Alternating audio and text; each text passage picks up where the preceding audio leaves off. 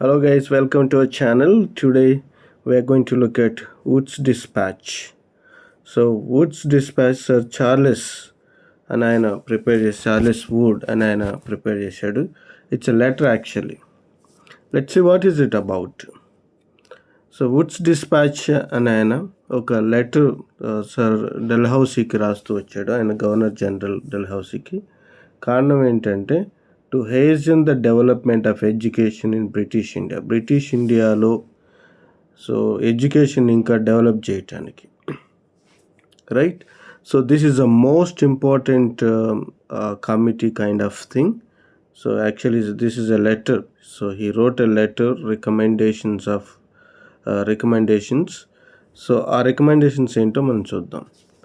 So ఈ Wood's dispatch 1854లో జరిగింది. So it's transformed Indian education. So చెప్పాలంటే it's a remarkable thing. Wood's dispatch revolutionising language in Indian education. ఒక revolution తీసుకొచ్చింది, ఒక ఫౌండేషన్ వేసింది ఎడ్యుకేషన్ కానీ, ఇంగ్లీష్ ఎడ్యుకేషన్ కానీ చెప్పొచ్చు మనం.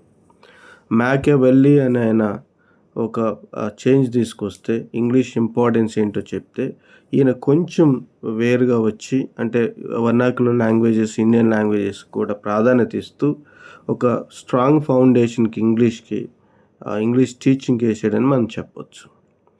So let's see what is there in this Wood's dispatch. So let's look at it in an official letter to Dalhousie, the then Governor General of India, Sir Charles Wood, the President of Board of Control of the British East India Company. So అప్పుడున్న governor general lord డెల్హౌసీ, గుర్తుపెట్టుకోండి, ఇది కూడా అడగొచ్చేమో. So ఆయనకి sir Charles అని ఆయన ఒక letter రాశాడు, recommendation letter. ఈయన ఎవరంటే, చార్లెస్ వుడ్ ఎవరంటే the president of board of control of the British east India company. East India కంపెనీకి ఒక బోర్డ్ ఆఫ్ కంట్రోల్ ఉంది. ఆ బోర్డ్ ఆఫ్ కంట్రోల్ ప్రెసిడెంట్ ఈ చార్లెస్ వుడ్. సో చాలా ప్రామినెంట్ పొజిషన్లో ఉన్నాడు. ఈ recommended fundamental change to the way English was used across India. ఆయన ఒక ఫండమెంటల్ చేంజ్ని, ఆయన ఇంగ్లీష్ ఎలాగూ యూజ్ చేస్తున్నారు ఇండియాలో అనే దానికి ఒక ఫండమెంటల్ చేంజ్ని ఆయన రికమెండ్ చేస్తూ వచ్చాడు. So Charles supported the use of regional language in primary education, the vernacular, Anglo vernacular in secondary education, English as the primary language of teaching in higher education. 3 లెవెల్స్లో, ఒకటి స్కూల్ లెవెల్ ప్రైమరీ ఎడ్యుకేషన్లో only regional language. So secondary ఎడ్యుకేషన్లో Anglo and vernacular language, and higher ఎడ్యుకేషన్లో so ఇంగ్లీష్నే ప్రైమరీగా, only ఇంగ్లీష్లోనే చెప్పాలనేది ఆయన 3 స్టేజెస్ని తీసుకొచ్చాడు. ఒకటి ప్రైమరీ, సో వర్నాకులర్ లాంగ్వేజ్ అంటే లోకల్ లాంగ్వేజెస్. తర్వాత సెకండరీ స్కూల్లో Anglo and local languages, English and local languages, and higher ఎడ్యుకేషన్లో only English. So that's why, so దీన్ని ఏమంటూ వచ్చారంటే, so Wood's dispatch informally also known as Magna Carta of English education. Magna Carta of English education India అని దేన్ని పిలుస్తారని మిమ్మల్ని ఎగ్జామ్లో అడగవచ్చు. కాబట్టి మాగ్నా కార్టా అనే వుడ్స్ డిస్పాచ్ని Magna Carta of English education అంటే, మాగ్నా కార్టా అంటే ఆ గ్రేట్ చార్టర్ అని అర్థం, right. Good. So objectives of Wood's dispatch: bridging cultures and fostering development. ఈ ఆబ్జెక్టివ్స్ ఏంటి, అసలు వుడ్స్ డిస్పాచ్ ఎందుకు ఏర్పాటు చేశారు? సో క్విక్లీ చూద్దాం మనం. So we try to understand them quickly. To impart western knowledge and facts about western culture to India. So ఇండియాలో ఉన్న వాళ్ళకి వెస్ట్రన్ నాలెడ్జ్, తర్వాత ఫ్యాక్ట్స్, వెస్ట్రన్ కల్చరు నేర్పించాలనేది వాళ్ళ ఉద్దేశం. తర్వాత రెండోది, to provide education to natives in India in order to produce corps of governmental servants. Government సర్వెంట్స్ని తయారు చేయటానికి వాళ్ళలో ఒక ఎడ్యుకేషన్, ఇండియాలో ఉన్న నేటివ్స్ అందరికీ ఇంగ్లీష్ నేర్పించాలి, లేకపోతే ఎడ్యుకేషన్ ఇవ్వాలి అనేది వాళ్ళ ఉద్దేశం. to nurture the intellectual development of the next generation while also promoting moral development.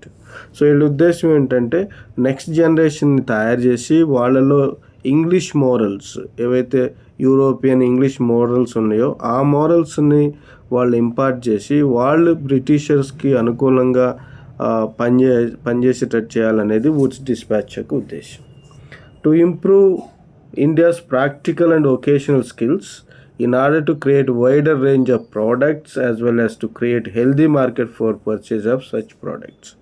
So ఇండియాలో ఒక మంచి స్ట్రాంగ్ మార్కెట్ను కూడా తయారు చేయాలనేది దీని యొక్క ఉద్దేశం. So these are the 4 objectives of Wood's dispatch. So recommendations, ఈయన ఏమి రికమెండ్ చేశాడు అంటే, so these recommendations transformed in education in colonial India. Wood's letter played an important role in spread of English learning and female education in India. So another important point ఏంటంటే ఆయన 3 stages తీసుకొచ్చారు. ఒకటి primary లెవెల్లో only local languages or vernacular languages. తర్వాత secondary లెవెల్లో so local languages and English, local languages and English, and higher ఎడ్యుకేషన్లో only English. So ఇది తీసుకొచ్చాడు. అయితే వెరీ ఇంపార్టెంట్ పాయింట్ ఏంటంటే, అనదర్ ఇంపార్టెంట్ పాయింట్ గుర్తుపెట్టుకోండి. So he gave importance to women education also. Women education recommend చేసింది.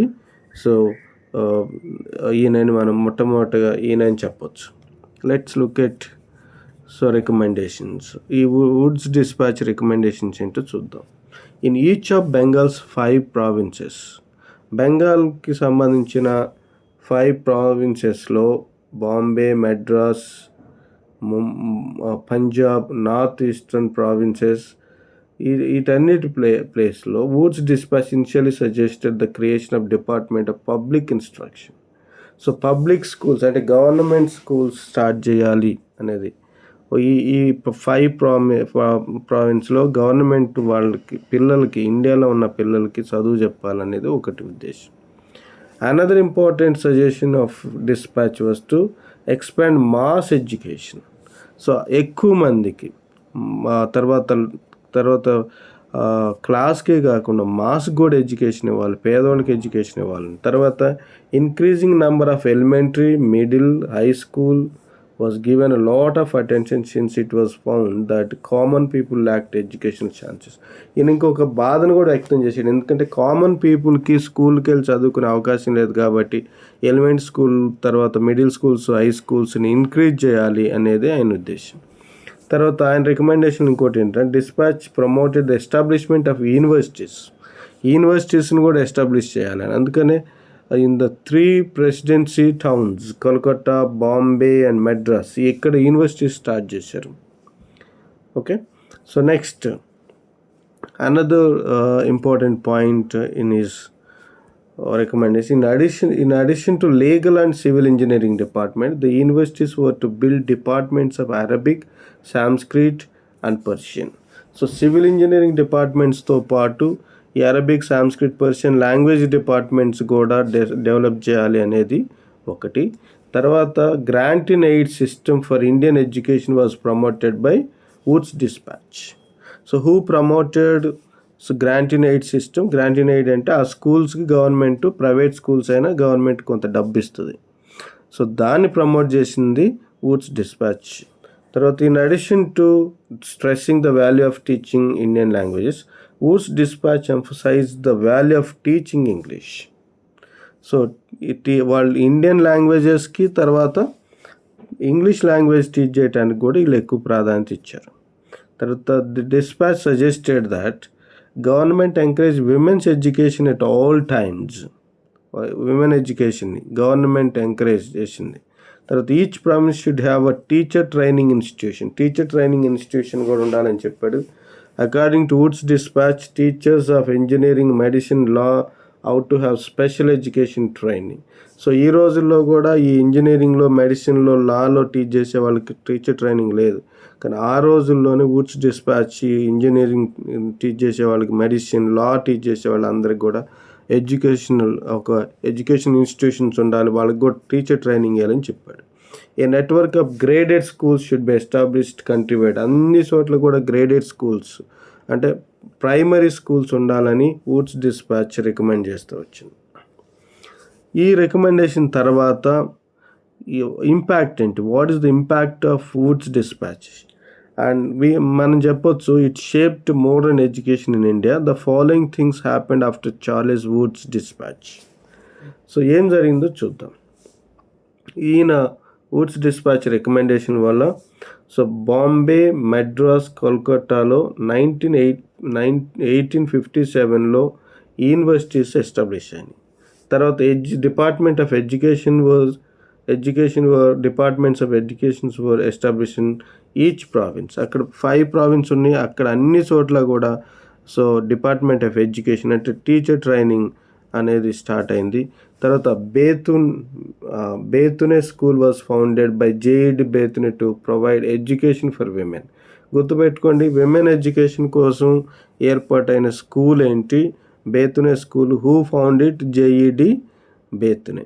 తర్వాత both an agricultural institute at Pusa, Bihar, and engineering institute in Roorkee were established. So పూసాలో ఉన్న agriculture institute, తర్వాత రూర్కీలో ఉన్న engineering institute. ఈ రూర్కీలో ఉన్న engineering ఇన్స్టిట్యూటే ఇప్పుడు రూర్కీ ఐఐటి. సో ఇది ఫస్ట్ ఇంజనీరింగ్ కాలేజ్ అని చెప్పొచ్చు. British India's educational system quickly become westernised with European headmasters and principals in schools and colleges. So ఒకటి యూనివర్సిటీస్ ఎస్టాబ్లిష్ అయినాయి. So will try to remember what is the impact of Wood's dispatch. Universities start అయినాయి, తర్వాత education department start అయినాయి. So Bethune school అని women's education కోసం Bethune school establish అయింది. తర్వాత engineering college, తర్వాత అగ్రికల్చర్ ఇన్స్టిట్యూట్ అనేది స్టార్ట్ అయినాయి. తర్వాత దీనివల్ల ఎడ్యుకేషన్ అంతా కూడా వెస్టర్నైజ్డ్ అయింది.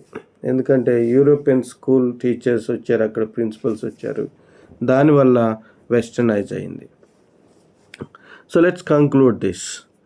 So let's see the documents main provisions were significant. Boosting secondary and primary education. Primary ఎడ్యుకేషన్ని బూస్ట్ చేయటం అనేది ఇందులో main aspect. However, some recommendations were not implemented for a long time. So వీళ్ళు చాలా recommendations ఇచ్చారు. Women education, agriculture, తర్వాత training, engineering, చాలా ఉన్నాయి ఇందులో.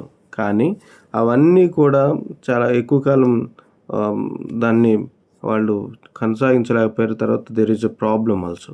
గవర్నమెంట్ ఇన్స్టిట్యూషన్స్ ఇంక్రీజ్ అయినాయి, but private efforts were not encouraged. Government ఎక్కువ టేకప్ చేసిన స్కూల్స్ని, కానీ ప్రైవేట్ స్కూల్స్ ఎవరైతే ఆ రోజుల్లో పెట్టుకొని ఉన్నారో వాళ్ళని మాత్రం ఏమి పట్టించుకోలేదు. Mass education plans were not realised. ఎక్కువ మందికి, పేదవాళ్ళందరికీ చదువు చెప్పాలనుకున్నారు, అది మెటీరియలైజ్ కాలేదు. Vernacular high schools were not established.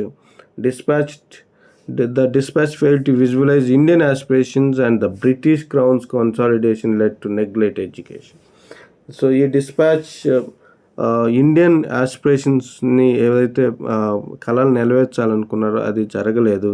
So ఎందుకంటే బ్రిటిష్ వాళ్ళు కూడా, గవర్నమెంట్ కూడా పెద్దగా ఎక్కువ దీని మీద ఏమంత ఫోకస్ చేయలేదు. So thank you guys, thank you for watching.